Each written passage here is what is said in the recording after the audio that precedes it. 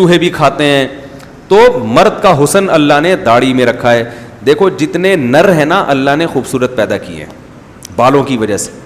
बबर शेर के चेहरे पे क्या होते हैं? बाल। और शेरनी के, अब बबर शेर उठे सुबह गेती ले वो फावड़ा लेके और वो क्या है यार जैसे एकदम नीट क्लीन।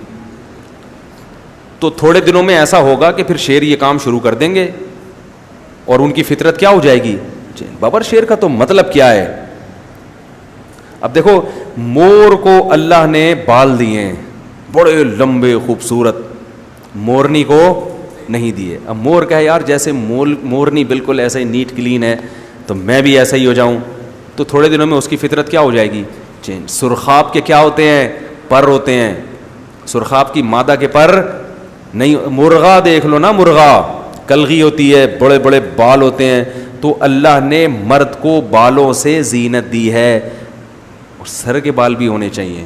मैंने तो एक मजबूरी में टिंड कराई है कि मैं अगर टिंड ना कराता तो वैसे ही फारिगुल बाल हो जाता।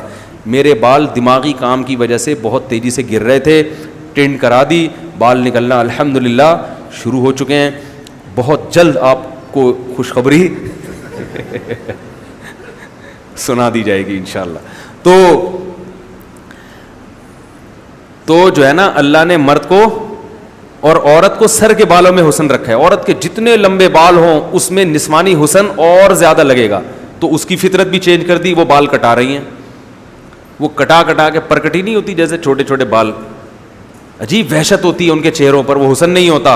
लेकिन चूंकि फैशन बन गया तो उसी जो है ना, देखो अगर औरत के चेहरे सर के बालों में इतना हुस्न ना होता तो मर्द की निस्बत अल्लाह ने औरत को इतने लंबे बाल दिए ही ना होते।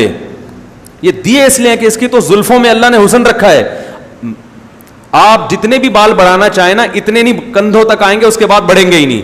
लेकिन औरत के बाल बचपन से ही इतनी स्पीड से बढ़ते हैं। इसका मतलब है कि ये औरत होने की वजह से बढ़ते हैं। तो ये फितरत गलती कर सकती है? फितरत के काम थोड़ी गलत होते हैं।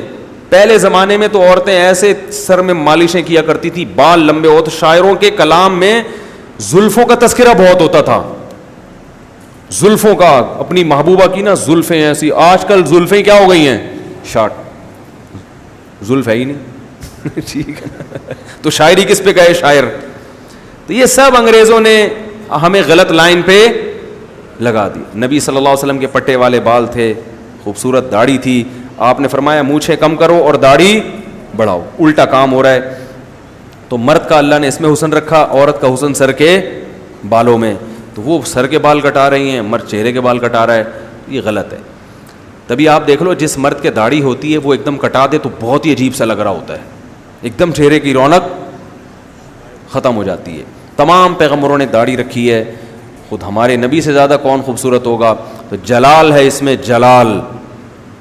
बाकी ये कि आजकल ख़वातीन बग़ैर दाढ़ी वाले को पसंद क्यों करती हैं? वो इसलिए कि वो समझती हैं मॉडर्न है, ये ज़माने के हिसाब से चल रहा है। वरना औरत की फितरत ये है कि उसे बग़ैर दाढ़ी वाला मर्द पसंद नहीं आता, उसे आदमी पसंद आता है जो प्रॉपर आदमी हो, जिसमें मुकम्मल मर्दाना अलामतें पाई जाएं, आवाज़ हो उसकी, चेहरे पे एक रोब हो।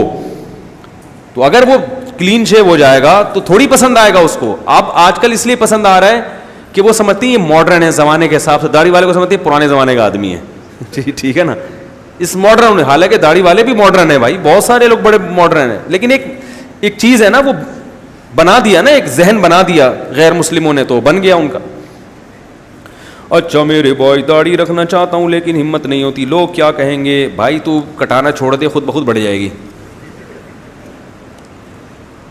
छोड़ दो कैंची लगाना, ब्लेड में खुद ब खुद क्या होगा? थोड़े दिन तक अजीब सी लगती है क्योंकि बेतुके बाल बढ़ते हैं ना, क्योंकि शुरू में आप शेव करते हैं, अब एकदम से अजीब से, थोड़े दिन तक अजीब से लगेगी। जब वो बराबर हो जाएगी, एक वक्त के बाद जाके रुक जाएगी, फिर प्रॉपर उसको बराबर कर दें तो फिर इंशाल्लाह लोगों को भी अच्छी लगेगी। ना लगे तो भाड़ में जाएं, ये लोग कोई आपके साथ खबर में थोड़ी जाएंगे। एक अंग्रेज़ ने जो है ना, वो बच्चा गोद में था तो वो नहीं रोया बच्चा, तो उस अंग्रेज़ ने, एक मौलवी साहब ने बच्चा जैसे ही लिया वो बच्चा रोना लगा। तो अंग्रेज़ ने कहा देखो तुम लोगों से जो है ना, ये बच्चे भी डरते हैं मुसलमानों से। तो मौलवी साहब ने कहा असल में मकसद ये है कि तुम्हारी गोद में जब आया तो उसको माँ की ममता का एहसास हुआ तो माँ की गोद में बच्चा कभी भी रोता, मुझे पास आया तो उसको पता था किसी मर्द की गोद में है ठीक है ना, तो इसलिए वो दहशत बैठ गई थोड़ी सी।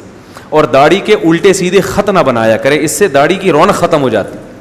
पता नहीं मुंह पे कटोरा रख के अजीब अजीब सी चीज़ें बना रहे होते हैं, यहाँ से बाहर, जब छोड़ दो उसको अपने हाल पे भाई। कुदरत ने जिस तरह से आपको दी है उसी तरह से रखो और उसको बराबर कर लिया करो। एक मुट्ठी के बाद काटना जायज़ है उसका, तो बराबर, ऐसे ना हो कि वो बिल्कुल ही जो है ना वो अजीब से वो लहरा रही होती है, वो फिर दाढ़ी के साथ थोड़ी सी नाइंसाफ़ी है। अल्लाह ताला समझने की, अमल की तौफीक अता